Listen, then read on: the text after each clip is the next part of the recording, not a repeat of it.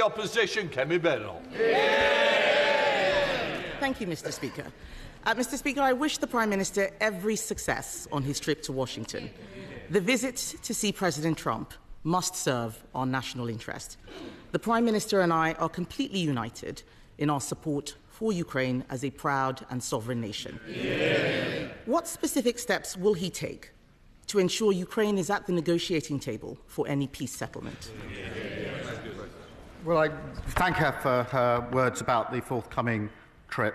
And it is right, and I think the whole House will think it's right, that Ukraine must be at the table at negotiations. There can be no negotiations about Ukraine without Ukraine. That has been my consistent position in all of the discussions that I've had. That will continue to be my position, because this is about the sovereignty of Ukraine and their ability to decide for themselves the future of their country. So they must be at the table.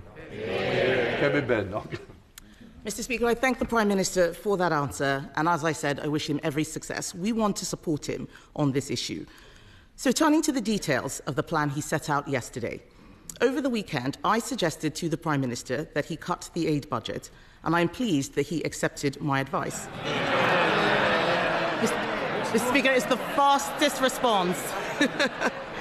It's the fastest response I've ever had from the Prime Minister. However, he announced £13.4 billion in additional defence spending yesterday. This morning, his Defence Secretary said the uplift is only £6 billion, which is the correct figure. Prime Minister. I'm going to have to let the Leader of the Opposition down gently.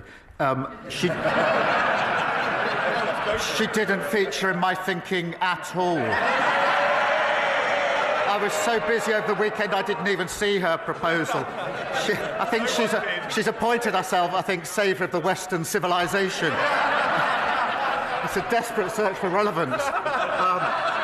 But, Mr. Speaker, look, if you take the numbers for this financial year and then the numbers for the financial year 27-28, that's £13.4 billion increase. That is the largest sustained increase in defence spending since the Cold War, which will put us in a position to ensure the security and defence of our country and of Europe. Mr. Speaker, that wasn't very clear. How is it that the Defence Secretary says £6 billion and he says £13.4 billion? The IFS said today that the government is playing silly games with numbers. How does he find this difference in numbers? Prime Minister. Mr. Speaker, we went through this 2 weeks ago, going through the same question over and over again. So let me say it. If you take the financial year this year, and then you take the financial year for 2027-28, the difference between the two is £13.4 billion. That's the same answer. If you ask again, I'll give the same answer again.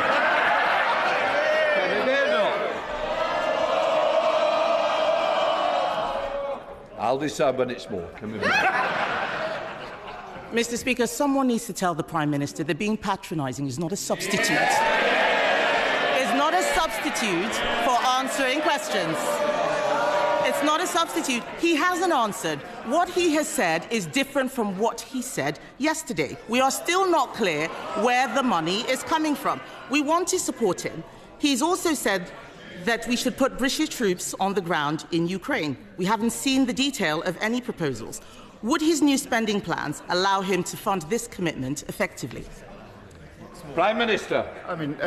I think it's the same question again. It's £13.4 billion. That's the difference between this year and 2020. She asked a serious question about the security guarantees in Ukraine, and that is extremely important, because the worst of all outcomes, if there's to be a cessation of hostilities, is that it is a short break rather than sustained and lasting peace.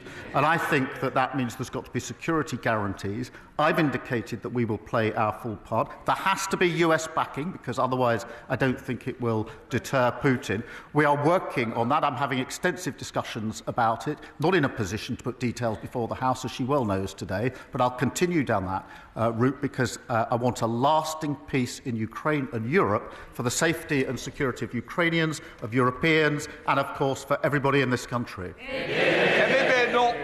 Mr. Speaker, this is an endeavour that we want to support him in, but we need to know exactly what it is we're supporting. We need clarity and transparency over the money. We also need to know where this money is going. This morning, the Defence Secretary could not say if the Chagos deal would come out of the defence budget. Can he confirm to the House that none of the defence uplift includes payments for his Chagos deal? Prime Minister. Mr. Speaker, the additional spend I announced yesterday is for our capability on defence and security in Europe, as I made absolutely clear yesterday. The Chagos deal is extremely important for our security, for US security. The US are rightly looking at it. When it's finalised, I'll put it before the House with the costings. The figures being bandied around are absolutely wild of the mark. The deal is well over a century, but the funding I announced yesterday is for our capability to put ourselves in a position to rise to a generational challenge. That is what that money is all about, and I thought she supported it. Kemi Badenoch. Speaker, we need to make sure we are supporting a plan that is clear and transparent.